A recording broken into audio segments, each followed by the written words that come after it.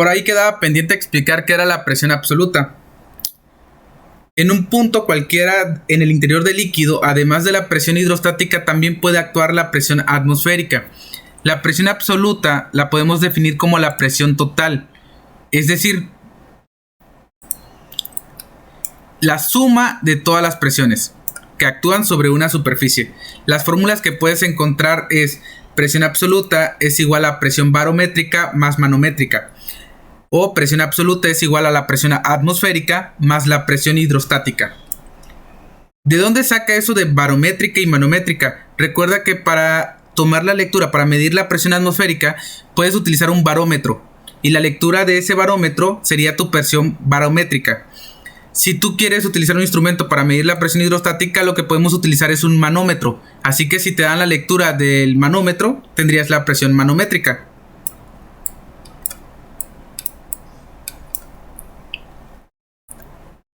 Como por concepto sabes que la presión absoluta es igual a la suma de todas las presiones, si tú observas en tu enunciado o en tu problema que tienes más de una presión, más de estas dos presiones, las tienes que sumar. Por ejemplo, puede quedar de esta forma. La presión absoluta es igual a la presión atmosférica que está actuando, más la presión hidrostática, si está en el fondo del agua, más la presión que ejerce un objeto, más si hay otra presión. Tú tienes que analizar cuántas presiones hay, cuáles son las que están involucradas y sumarlas. Vamos a hacer un ejemplo. La presión absoluta es igual a la presión atmosférica más la hidrostática. Es decir, si ves la imagen aquí en el perrito está en el fondo, tiene una presión hidrostática, aunque sea pequeña, pero tiene una profundidad, se sumergió. Y a esta profundidad pues podemos calcular nosotros la presión hidrostática. Arriba del agua también le está afectando la atmósfera, así que tendríamos que sumar la presión atmosférica. Recuerda que puedes tener diferentes valores. Por lo regular utilizamos 101.300 pascales, pero puedes utilizar 101.327, 101.325. Alrededor de esos números podemos utilizar esa presión atmosférica. Le digo, como estándar puede ser 101.300 pascales. Ahora, quiero que te imagines que al mismo perrito le ponemos una roca encima. Ya tenemos un objeto que está ejerciendo presión sobre el perrito. No solamente sería la presión hidrostática, ni tampoco solamente la presión atmosférica. Sería atmosférica más hidrostática más la que está ejerciendo la roca. Además de que nos estamos siendo malos, ¿no? Poniéndole la roca. Pero solamente es como imaginación. Si hay otra presión que esté ejerciendo sobre el perro, tendrías que sumarla.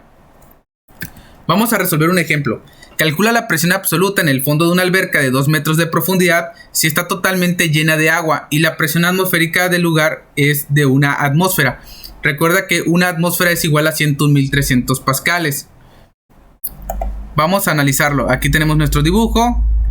Solamente queremos saber si tú estuvieras aquí en el fondo, cuánta presión absoluta recibirías. En este caso la presión absoluta sería la atmosférica más la hidrostática. ¿Cómo calculas la presión hidrostática? Recuerda que la presión hidrostática solamente depende de qué fluido es, su densidad, por la gravedad, por la profundidad.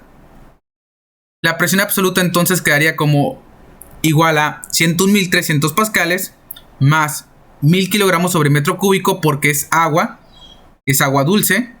En muchos problemas a ustedes no les van a decir la densidad, sino solamente les va a decir está en el mar y ustedes ocuparían la densidad de 1030, por ejemplo. En este caso, como es agua dulce la que está dentro de la alberca, sería 1000 kilogramos sobre metro cúbico por la gravedad, por la profundidad. Esta suma me da 120.920 pascales.